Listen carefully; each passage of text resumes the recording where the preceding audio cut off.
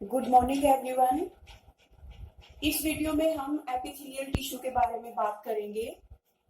Animals के अंदर 4 तरह के टिश्यूज पाए जाते हैं, जिनके बारे में मैंने आपको अपने लास्ट वीडियो में बताया था। मैंने आपको बताया animals have 4 type of tissues which epithelial tissue, connective tissue, muscular tissue and nervous tissue. तो इस वीडियो में हम बात करेंगे एपिथेलियल टिश्यू के बारे में। देखिए, किसी भी टिश्यू के बारे में स्टडी करते समय हमें 6 मेन चीजों पे ध्यान रखना होता है। 6 चीजों के बारे में, 6 एस्पेक्ट्स के बारे में हम स्टडी करते हैं। सबसे पहला मीनिंग ऑफ द टिश्यू या मीनिंग ऑफ नेम, इस नाम का मतलब क्या है। दूसरा, उस टिश्यू का ओरिजिन क्या है। तीसरा, उस टिश्यू की स्पेशल प्रॉपर्टीज क्या है। फोर्थ पॉइंट होता है कि उस टिश्यू के टाइप्स अगर कुछ हैं तो हम उनके बारे में भी स्टडी करेंगे। फिफ्थ, उस टिश्यू की लोकेशन क्या है हमारी बॉडी में, यानी वो टिश्यू कहाँ कहाँ प्रेजेंट होता है। और लास्ट पॉइंट जो हम किसी भी टिश्यू के बारे में पढ़ते हैं वो ये कि उस टिश्यू का हमारी बॉडी में फंक्शन क्या है। तो वन बाय वन इन सारी चीजों के बारे में हम डिस्कस करेंगे आज के वीडियो में। एपिथेलियल टिश्यू का मतलब समझिए आप पहले। तो एपिथेलियल, इस वर्ड को आप ब्रेक करेंगे एपिथेलियल, या इसी को देखिए आप इसको 2 तरीके से लिख सकते हैं। अगर आप पीछे वर्ड टिश्यू लगाएंगे तो आप इसको एपिथेलियल टिश्यू बोलेंगे, या आप इसको एपिथेलियम भी बोल सकते हैं। एक ही मतलब है, या तो आप इसको एपिथेलियल टिश्यू बोलिए या आप इसको एपिथेलियम बोलिए। इसको मैं ब्रेक कर रही हूँ 2 कंपोनेंट्स में, एपी प्लस थीलियम। तो epi plus thelia, thelium plural singular हो जाएगा और थीलिया इसका प्लूरल होगा। तो एपी का मतलब होता है upon and thelium means to grow. तो in order to understand the meaning of word epithelium, we need to break this word into its components. Epi plus thelium. Epi stands for upon and thelium stands for to grow. The tissue which grows upon another tissues. Tissue which grows upon another tissues. उस tissue को बोलते हैं epithelial tissue. I think first point सभी को यहाँ पे clear हो गया है। एपिथेलियल टिश्यू का मतलब या एपिथेलियल टिश्यू की definition, the tissue which grows upon another tissue is called epithelial tissue या एपिथेलियम। तो देखिए, इसके बाद नेक्स्ट जो हमें एपिथेलियल टिश्यू के बारे में पढ़ना है वो ये पढ़ना है कि इस टिश्यू का ओरिजिन क्या है। मैंने आपको मीनिंग बता दिया है यहाँ पे इस टिश्यू का। दूसरा है इस टिश्यू का origin, origin of epithelial tissue. तो मैंने कल आपको बताया था कि 3 जर्म लेयर्स होती हैं, ectoderm, mesoderm and endoderm. In 3 germ layers के ऊपर ही सारी रिस्पॉन्सिबिलिटी होती है बॉडी में किसी भी टिश्यू को बनाना। तो ये जो टिश्यू है एपिथेलियल टिश्यू, ये एक अकेला ऐसा टिश्यू है हमारी बॉडी के अंदर जो तीनों टाइप के जर्म लेयर्स के मिलने से बनता है। तो this is the only tissue, this is the only tissue which is formed by all 3 germ layers। कौन सी जर्म लेयर्स? जो मैंने आपको कल के वीडियो में बताई थी कि 3 जर्म लेयर्स होती हैं, एक्टोडर्म्स, मेसोडर्म एंड एंडोडर्म। तो ये 3 जर्म लेयर्स हैं हमारी बॉडी में। एम्ब्रियो के अंदर ये 3 जर्म लेयर्स प्रेजेंट होती हैं। इन 3 जर्म लेयर्स के ऊपर ही पूरी रिस्पॉन्सिबिलिटी होती है बॉडी के डिफरेंट टिश्यूज को फॉर्म करने की। अब देखिए, पूरी बॉडी में, अब आप जब आगे कनेक्टिव टिश्यू के बारे में पढ़ेंगे, मस्कुलर टिश्यू के बारे में पढ़ेंगे, तो आप देखेंगे कि वो मेसोडर्म के द्वारा फॉर्म किए जाते हैं। जब आप नर्वस टिश्यू के बारे में पढ़ेंगे तो आप देखोगे कि वो एक्टोडर्म के द्वारा फॉर्म किया जाता है। केवल ये एक ऐसा टिश्यू है पूरी बॉडी के अंदर which is formed by all 3 germ layers. तो ओरिजिन के बारे में हम डिस्कस कर चुके हैं। So till now we have discussed about the meaning of epithelial tissue, origin of epithelial tissue. Now let's talk about special properties of epithelial tissue. Special properties of epithelial tissue. Epithelial tissue की special properties क्या होती हैं? तो देखिए सबसे पहली property जो epithelial tissue की होगी वो यही होगी कि ये टिश्यू दूसरे टिश्यूज के ऊपर ग्रो करता है, जैसा कि हमने इसके मीनिंग में या इसके डेफिनेशन में भी पढ़ा। Number 1, it grows upon another tissue, it grows upon another tissues.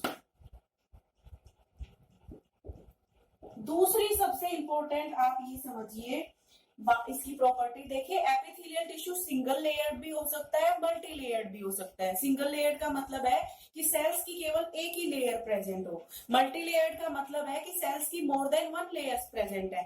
तो जो सेल्स की सबसे, अगर सिंगल लेयर है तो वहां तो है ही एक लेयर, लेकिन अगर मल्टी लेयर्ड है एपिथेलियल टिश्यू तो उसमें जो सेल्स की सबसे नीचे वाली लेयर होती है उस लेयर के नीचे एक मेम्ब्रेन प्रेजेंट होती है जिसको हम बोलते हैं बेसमेंट मेम्ब्रेन।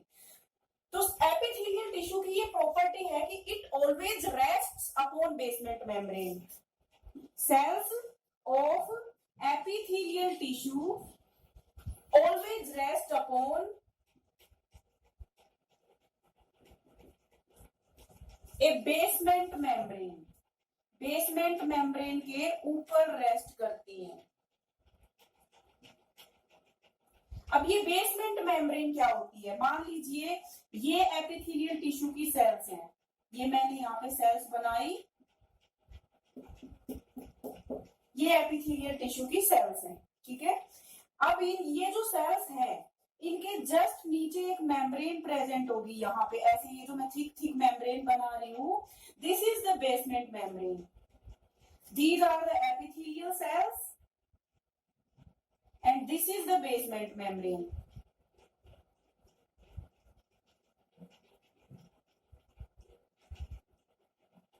ये बेसमेंट मेम्ब्रेन होती है। तो देखिए हमेशा एपिथेलियल टिश्यू की सेल्स जो है वो बेसमेंट मेम्ब्रेन के ऊपर प्रेजेंट होती है। अब ये बेसमेंट मेम्ब्रेन जो है ये नॉन सेल्यूलर मेम्ब्रेन होती है या ए सेल्यूलर मेम्ब्रेन होती है। इट इज ए सेल्यूलर या इसी को आप बोल सकते हैं नॉन सेल्यूलर बेसमेंट मेम्ब्रेन। अब नॉन सेल्यूलर का क्या मतलब होता है, नॉन सेल्यूलर का मतलब है कि ये मेम्ब्रेन जो है ये सेल्स की नहीं बनी हुई, सेल्स के अलावा किसी और सब्सटेंस की बनी हुई है, मेनली ये ग्लाइकोप्रोटीन्स की बनी होती है। तो the cells of basement membrane always rest upon a basement membrane। Second point clear है सभी को।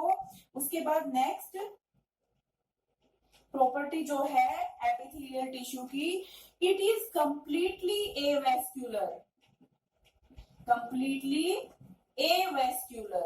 एपिथेलियल टिश्यू जो है ये कंप्लीटली एवेस्क्यूलर होता है। अब एवेस्क्यूलर वर्ड का क्या मतलब होता है, there is no blood supply, there is no blood supply। Epithelial tissue में किसी भी प्रकार की ब्लड सप्लाई नहीं होती है, ब्लड वेसल्स इसके अंदर इन्वेड नहीं करती है। नेक्स्ट प्रॉपर्टी जो है एपिथेलियल टिश्यू की वो है nerve supply is there, nerve supply इसके अंदर प्रेजेंट होती है। तो ऑलवेज रिमेंबर एपिथेलियल टिश्यू के अंदर ब्लड सप्लाई नहीं होती है, एपिथेलियल टिश्यू के अंदर नर्व सप्लाई होती है। और लास्ट जो प्रॉपर्टी यहाँ पे मैं लिखने जा रही हूँ अभी एपिथेलियल टिश्यू की वो है कि एपिथेलियल टिश्यू के अंदर रीजनरेशन की प्रॉपर्टी होती है। It shows regeneration property. Regeneration की प्रॉपर्टी का क्या मतलब होता है कि अगर किसी इंजरी की वजह से या किसी और प्रॉब्लम की वजह से अगर एपिथेलियल टिश्यू जो है वो डैमेज हो जाता है, उसकी सेल्स अगर डाई कर जाती हैं, तो जो रिमेनिंग सेल्स हैं वो डिवाइड करके न्यू सेल्स फॉर्म करती हैं, इसको यानी रीजनरेशन की प्रॉपर्टी हम बोलते हैं। तो यहाँ पे मैंने 3 पॉइंट्स के बारे में डिस्कस कर लिया है। एपिथेलियल टिश्यू का जो मीनिंग है हमने उसके बारे में पढ़ लिया है, इसका ओरिजिन क्या है वो हमने कवर कर लिया है, इसकी स्पेशल प्रॉपर्टीज मैंने अभी आपको बताई है कि ये दूसरे टिश्यूज के ऊपर ग्रो करता है, ये इसके एपिथेलियल टिश्यू की सेल्स जो होती है वो हमेशा एक बेसमेंट मेम्ब्रेन के ऊपर प्रेजेंट होती है। एपिथेलियल टिश्यू कंप्लीटली एवेस्क्यूलर होता है, एपिथेलियल टिश्यू में नर्व सप्लाई प्रेजेंट होती है और एपिथेलियल टिश्यू जो है वो रीजनरेशन की प्रॉपर्टी शो करता है। तो यहाँ तक स्टडी करने के बाद moving on to the next point, epithelial tissue के टाइप्स। मैंने आपको बताया, अभी मैं इनको अभी के लिए रब कर रही हूँ, टाइप्स ऑफ एपिथेलियल टिश्यू। तो एपिथेलियल टिश्यू को ब्रॉडली दो टाइप्स के अंदर मैं डिवाइड कर रही हूँ यहाँ पे। It is basically divided into two types. These are simple epithelium and compound epithelium. तो जब भी आप किसी भी टिश्यू के टाइप्स के बारे में पढ़ेंगे, जब भी आप देखिए किसी भी चीज का जब भी क्लासिफिकेशन स्टडी किया जाता है, तो हमें क्लासिफिकेशन का बेसिस मालूम होना चाहिए कि आपने इनको किस बेसिस पे क्लासिफाई किया। यहाँ भी हम बेसिस डिस्कस करेंगे क्लासिफिकेशन का। एपिथेलियल टिश्यू को मैंने दो टाइप्स में डिवाइड किया, simple epithelium and compound epithelium. Simple epithelium जो है वो सिंगल लेयर्ड होता है, यानी सेल्स की एक सिंगल लेयर इसके अंदर प्रेजेंट होती है, जबकि कंपाउंड एपिथेलियम जो होता है वो मल्टी लेयर्ड होता है, इसके अंदर सेल्स की more than one layers present होती है। तो यहाँ तक क्लासिफिकेशन हो गया। अब हम इसको फर्दर क्लासिफाई करेंगे। सिंपल एपिथेलियम को भी मैं फर्दर क्लासिफाई करूंगी, कंपाउंड एपिथेलियम को भी मैं फर्दर क्लासिफाई करूंगी। तो देखिए जो सिंपल एपिथेलियम है, इसको मैं किस बेसिस पे क्लासिफाई कर रही हूँ, सेल्स की शेप कैसी है उसके बेसिस पे मैं इसको क्लासिफाई कर रही हूँ। सबसे पहला है, हर टाइप के आगे वर्ड लग जाएगा सिंपल, क्योंकि हम सिंपल के टाइप्स पढ़ रहे हैं। Simple squamous epithelium, simple squamous epithelium. Second type है सिंपल क्यूबॉइडल एपिथेलियम। नेक्स्ट है simple columnar epithelium, simple columnar epithelium. Next है सिंपल सिलिएटेड एपिथेलियम और नेक्स्ट है glandular epithelium.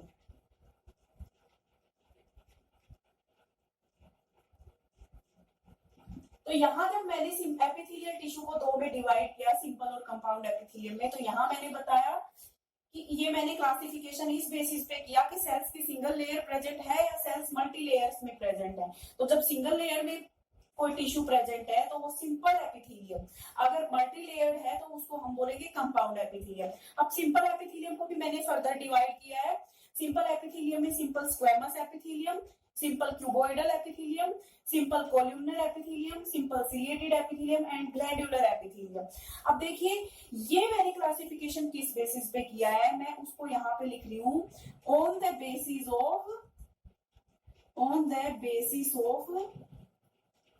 Shape of cell, कि सेल्स की जो शेप है वो कैसी होगी, उसके बेसिस पे मैंने इसको क्लासिफाई किया है सिंपल एपिथेलियम को। सिंपल स्क्वेमस एपिथेलियम में सेल्स थिन और फ्लैट होंगी। सिंपल क्यूबॉइडल एपिथेलियम के अंदर सेल्स जो होंगी वो क्यूब शेप की होंगी, यानी उनकी हाइट और उनकी विड्थ जो है इक्वल होगी। सिंपल कोल्यूमिनर एपिथेलियम के अंदर सेल्स की जो शेप होगी वो कॉलम जैसी होगी या पिलर जैसी होगी, यानी cells will be taller as compared to their length will be more as compared to their width. Simple ciliated epithelium का मतलब ये है, अगर सिंपल क्यूबॉइडल या सिंपल कोल्यूमिनर की सेल्स के ऊपर छोटे छोटे हेयर लाइक स्ट्रक्चर्स प्रेजेंट होते हैं जिनको हम सीलिया बोलते हैं, तो उस तरह की सिंपल एपिथेलियम को बोलेंगे सिंपल सिलिएटेड एपिथेलियम। मैं यहाँ पे इनके जरा डायग्राम ड्रॉ कर रही हूँ आपके लिए। सिंपल स्क्वेमस एपिथेलियम की सेल्स इस तरह से होती हैं, जैसे हमें एक फर्श की जो टाइलें नजर आती हैं, like the tiles of A floor, ऐसी इसकी जो सेल्स हैं वो होती हैं। तो ये हो गया simple squamous epithelium. Simple cuboidal epithelium के अंदर जो सेल्स होंगी वो क्यूब जैसी होगी, यानी उनकी जो सारी की सारी साइड्स हैं वो एक दूसरे के बराबर होंगी, और जो नीचे की ये है ये बेसमेंट मेम्ब्रेन है, ये सिंपल क्यूबॉइडल। सिंपल कोल्यूमिनर को देखिए, इसकी सेल्स इस तरीके से होंगी, कॉलम जैसी टॉल सेल्स होंगी, ये इस तरीके से इसकी सेल्स होंगी।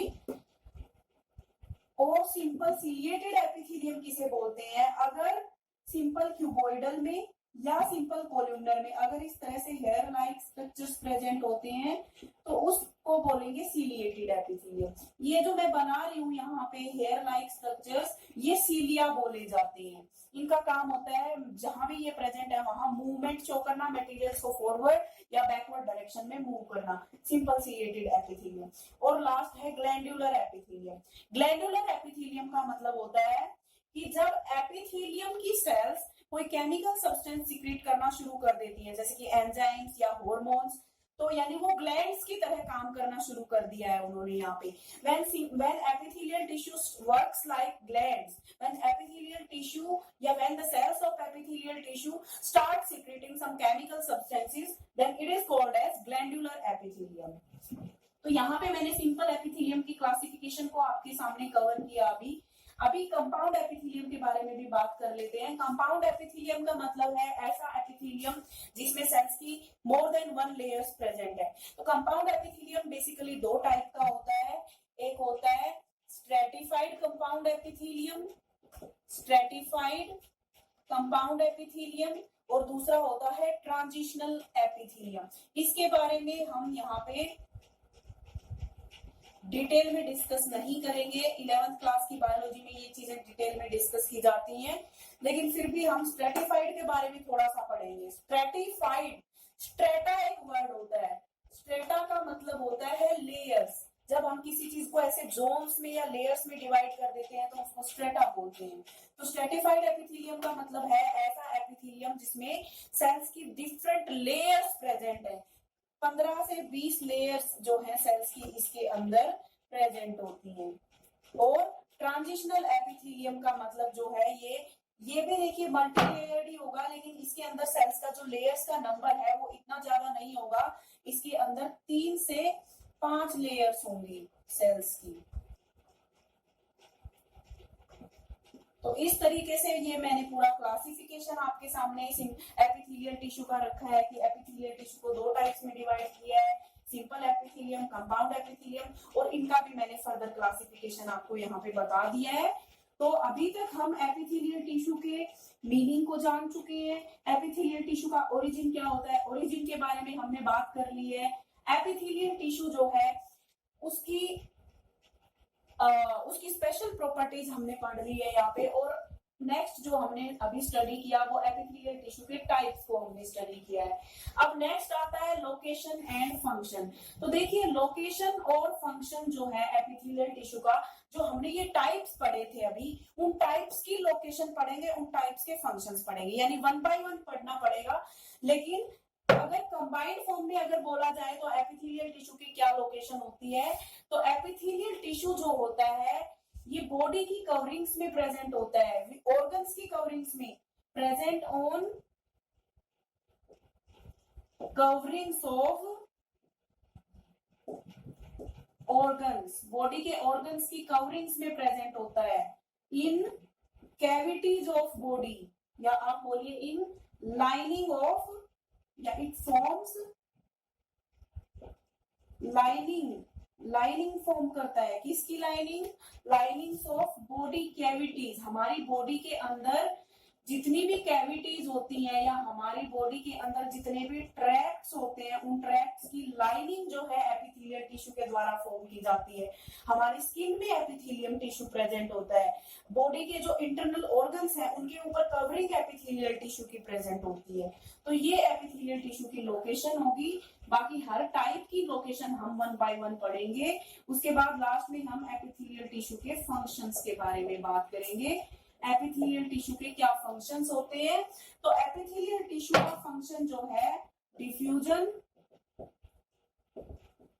एब्जॉर्प्शन, एपिथेलियल टिश्यू सीक्रेशन का भी काम करता है और प्रोटेक्शन भी प्रोवाइड करता है एपिथेलियल टिश्यू। तो ये जो मैंने यहाँ पे लिखी है डिफ्यूजन, एब्जॉर्प्शन, सीक्रेशन, ये तीनों काम करता है सिंपल एपिथेलियम, और प्रोटेक्शन का काम मेनली होता है कंपाउंड एपिथेलियम का। अब इन सब का मतलब आपको मालूम होना चाहिए। डिफ्यूजन का मतलब होता है कि किसी भी सब्सटेंस का अपनी हायर कंसंट्रेशन से अपनी लोअर कंसंट्रेशन की तरफ स्लोली मूव करना। एब्जॉर्प्शन का काम होता है कि कोई चीज किसी चीज को एब्जॉर्ब कर रही है, जैसे यूजफुल सब्सटेंसेस को हमारी बॉडी यूरिन के साथ बाहर जाने से रोकती हैं और उनको वापस से किडनी के थ्रू बॉडी में एब्जॉर्ब कर लेती हैं। सिक्रेशन का काम होता है कि बॉडी में जो भी वेस्ट मटेरियल है उसको सिक्रेट कर देना यूरिन के साथ, या बॉडी के अंदर जितने भी ग्लैंड्स हैं उनके अंदर जो केमिकल सब्सटेंसेस फॉर्म होते हैं वो बनाना, उनको सिक्रेट करना। तो यहाँ तक स्टडी करने के बाद अब नेक्स्ट जो एपिथेलियल टिश्यू की मैंने टाइप्स आपके सामने लिखी थी, उन टाइप्स की लोकेशन और फंक्शंस जो है वो हम बात करेंगे उनके बारे में अपने नेक्स्ट वीडियो के अंदर।